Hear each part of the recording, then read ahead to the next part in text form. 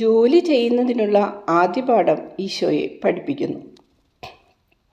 ഒരു മഴ ദിവസം പ്രത്യക്ഷമാവുന്ന ഒരു സൂര്യകിരണം പോലെ എൻ്റെ ഉണ്ണീശോ പ്രത്യക്ഷപ്പെടുന്നു. അവൻ ഏകദേശം 5 വയസ്സുള്ള ചെറിയ കുട്ടിയാണ്. നല്ല സ്വർണ്ണ തലമുടിയും നീലയുടുപ്പും.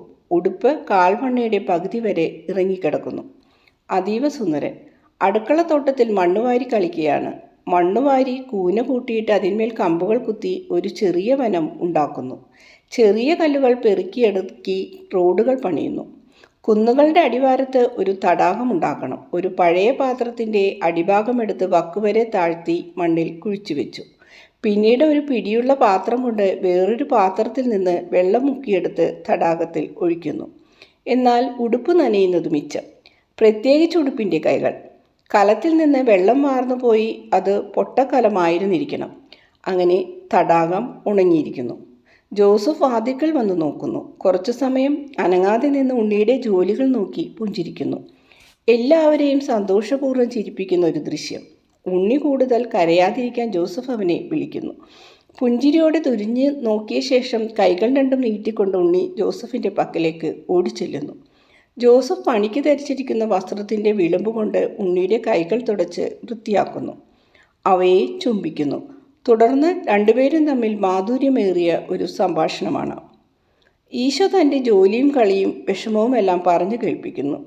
ജനേസറത്ത് തടാകം പോലെ ഒരു തടാകം വേണമായിരുന്നു. എനിക്ക് തോന്നുന്നു അതേക്കുറിച്ച് അവർ ഉണ്ണിയെ പറഞ്ഞു കേൾപ്പിച്ചിട്ടുണ്ട്, അല്ലെങ്കിൽ അത് കാണിച്ചിട്ടുണ്ട്. തനിക്ക് കളിക്കാൻ ഒരു ചെറിയ തടാകം വേണം. ഇത് തിബിരിയസ്, അത് മഗ്ദലം, മറ്റത് കഫർനാം. ഈ റോഡ് കാനായിലൂടെ നസ്രസിലേക്ക് പോകുന്നതാണ്. തടാകത്തിൽ കുറേ ബോട്ടുകൾ വേണം. ഈ ഇലകളൊക്കെയാണ് ബോട്ടുകൾ. അങ്ങേ കരയിലേക്ക് പോകണമായിരുന്നു, പക്ഷേ വെള്ളം ഒഴുകിപ്പോയി. ജോസഫ് അതെല്ലാം നോക്കിക്കാണുന്നു. വളരെ ഗൗരവമുള്ള കാര്യമെന്ന പോലെ താല്പര്യത്തോടെ ശ്രദ്ധിക്കുന്നു. പിറ്റേ ദിവസം ഒരു ചെറിയ തടാകം ഉണ്ടാക്കിക്കൊടുക്കാമെന്ന് ജോസഫ് പറഞ്ഞു. പൊട്ടക്കലം വെച്ചല്ല, തടി കൊണ്ട് ഒരു കുഴിവുള്ള പരന്ന പാത്രമുണ്ടാക്കി അതിന്മേൽ കീലും വെൺകളിയും തേച്ച് ഭംഗിയാക്കി തരാം. എന്നിട്ട് ശരിക്കുള്ള തടി കൊണ്ടുള്ള ചെറിയ ബോട്ടുകൾ അതിൽ ഓടിക്കാം. ചെറിയ തടി ബോട്ടുണ്ടാക്കാൻ ഉണ്ണിയെ പഠിപ്പിക്കാം. ഇപ്പോൾ അതിനുള്ള ചെറിയ പണിയായുധങ്ങൾ കൊണ്ടുവരാം. അതെങ്ങനെ ഉപയോഗിക്കണമെന്നും പഠിപ്പിക്കുകയും ചെയ്യാം. അപ്പോൾ വലിയ വിഷമമില്ലാതെ ബോട്ടുണ്ടാക്കാം. അങ്ങനെ അപ്പനെ സഹായിക്കാൻ എനിക്ക് കഴിയും, അല്ലേ? ഈശോ പുഞ്ചിരിച്ചുകൊണ്ട് പറയുന്നു. ആ, അങ്ങനെ നീ എന്നെ സഹായിക്കും.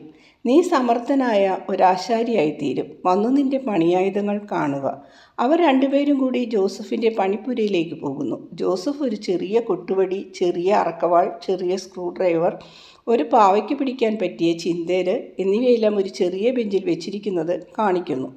വളർന്നു വരുന്ന ഒരാശാരിക്ക് പറ്റിയ ചെറിയ ബെഞ്ചും പണിയായുധങ്ങളും. നോക്കൂ, അറക്കുന്നതിന് ഈ തടിക്കഷ്ണം ഇതുപോലെ വെക്കണം. എന്നിട്ട് വാളിങ്ങനെ എടുത്ത് വിരലെടുക്ക് കയറാത്ത വിധത്തിൽ ഇങ്ങനെ പിടിച്ച് അറുക്കാൻ തുടങ്ങണം. ഒന്ന് ചെയ്തു നോക്കിക്കേ. പഠനം ആരംഭിക്കുന്നു. അധ്വാനത്തിൻ്റെ ഹേമം കൊണ്ട് ആളാകെ ചുമന്ന് ചുണ്ടുകൾ കടിച്ചു പിടിച്ച് വളരെ സൂക്ഷിച്ച് ആ തടിക്കഷ്ണം അറക്കുന്നു. പിന്നെ ചിന്തേരിടുന്നു. അത്ര നേരെയൊന്നുമല്ല അറുത്തിരിക്കുന്നതെങ്കിലും വളരെ മെച്ചമായെന്നാണ് ഉണ്ണി കരുതുന്നത്. ജോസഫ് ഉണ്ണിയെ പുകഴ്ത്തി പറയുന്നു. ക്ഷമയോടും സ്നേഹത്തോടും കൂടി ഓരോന്നും ചെയ്യേണ്ടത് എങ്ങനെയെന്ന് പഠിപ്പിക്കുന്നു. മേരി എന്തോ ആവശ്യത്തിന് പുറത്തു പോയിരുന്നു. ഇപ്പോൾ തിരിച്ചു വന്നു. വാതിൽക്കൽ വന്ന് നോക്കുന്നു. അവരുടെ പുറകിൽ നിൽക്കുന്നതിനാൽ ജോസഫും ഈശോയും മേരിയെ കാണുന്നില്ല. ഈശോ എത്ര ശുഷ്കാന്തിയോടെയാണ് ചിന്തേരി ഉപയോഗിച്ച് ജോലി ചെയ്യുന്നതെന്നും ജോസഫ് എത്ര സ്നേഹത്തോടെയാണ് ഈശോയെ പഠിപ്പിക്കുന്നതെന്നും കണ്ട് മേരി പുഞ്ചിരി തൂകുന്നു.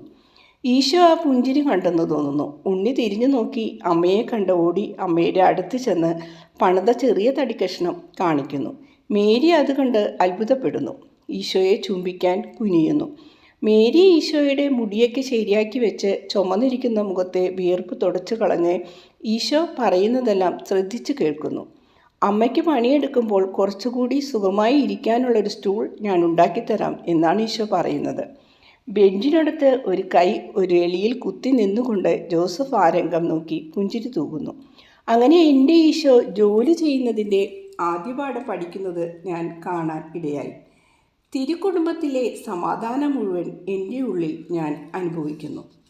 ഈശോ പറയുന്നു, എൻ്റെ പ്രിയപ്പെട്ട ആത്മാവെ, നിന്നെ ഞാൻ ആശ്വസിപ്പിച്ചു. എൻ്റെ ശൈശവവും നിനക്ക് കാണിച്ചു തന്നു. ദാരിദ്ര്യത്തിലും എനിക്ക് സന്തോഷമായിരുന്നു. കാരണം ലോകം കണ്ടിട്ടുള്ളതിൽ ഏറ്റവും വലിയ 2 വിശുദ്ധരുടെ സ്നേഹം എനിക്ക് ആവരണം ചെയ്തിരുന്നു. അവർ പറയുന്നു ജോസഫ് എൻ്റെ വളർത്തപ്പനായിരുന്നുവെന്ന്.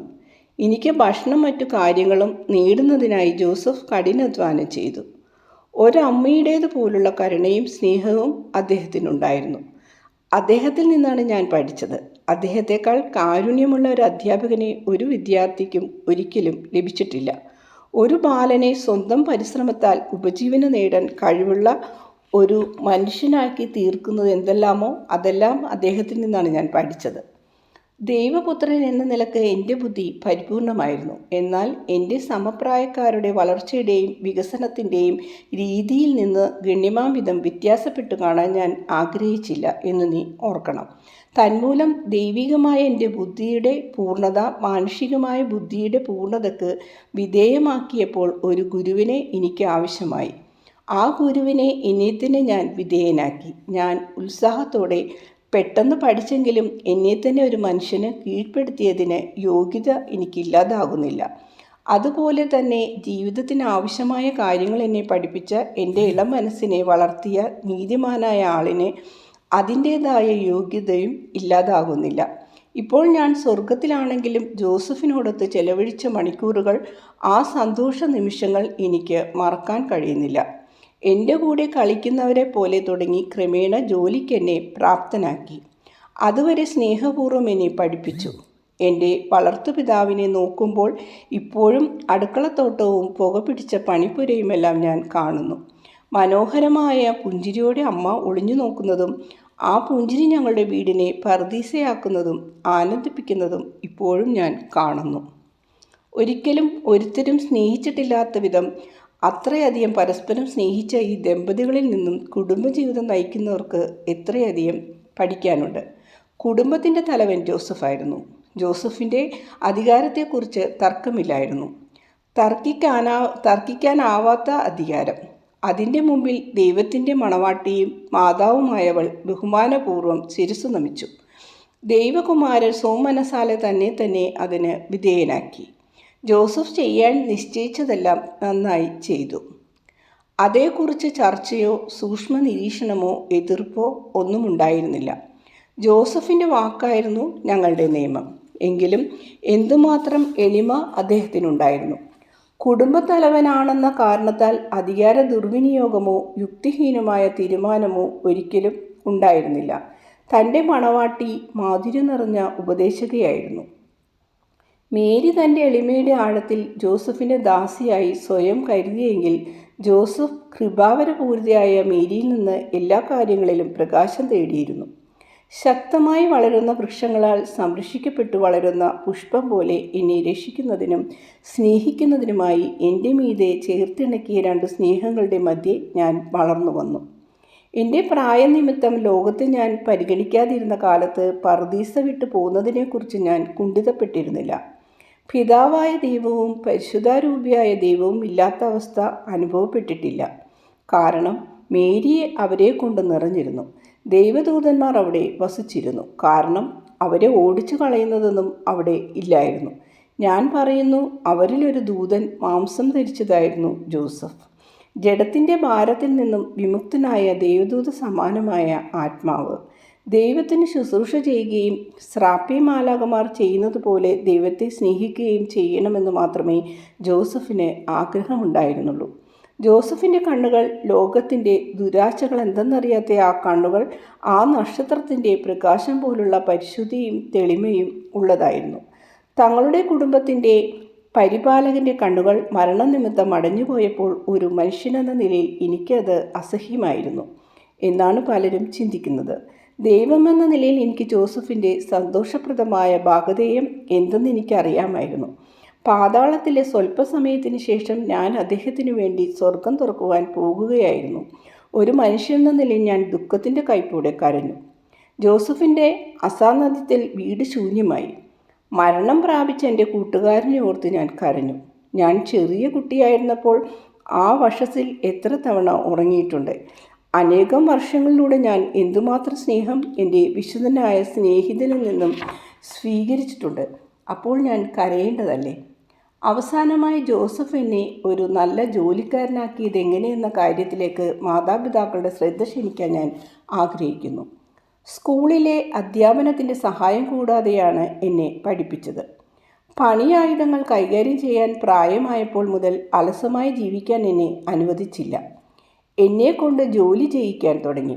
എനിക്ക് മേരിയോടുണ്ടായിരുന്ന സ്നേഹത്തെ പ്രേരകശക്തി ഉപയോഗിച്ച് ജോലി ചെയ്യാൻ എന്നെ ഉത്സാഹിപ്പിച്ചു. അമ്മയ്ക്ക് ഉപകാരമുള്ള സാധനങ്ങൾ ഞാൻ ഉണ്ടാക്കണം. അങ്ങനെയാണ് അമ്മയോടൊരു പുത്രനെ ബഹുമാനം ഉണ്ടാകേണ്ടത് എങ്ങനെയെന്ന് എന്നെ പഠിപ്പിച്ചത്. അങ്ങനെ സ്നേഹവും ബഹുമാനവും മുൻനിർത്തി വേണം ഭാവിയിലെ ആശാരി പണിയെടുക്കേണ്ടതെന്ന് എന്നെ പഠിപ്പിച്ചു.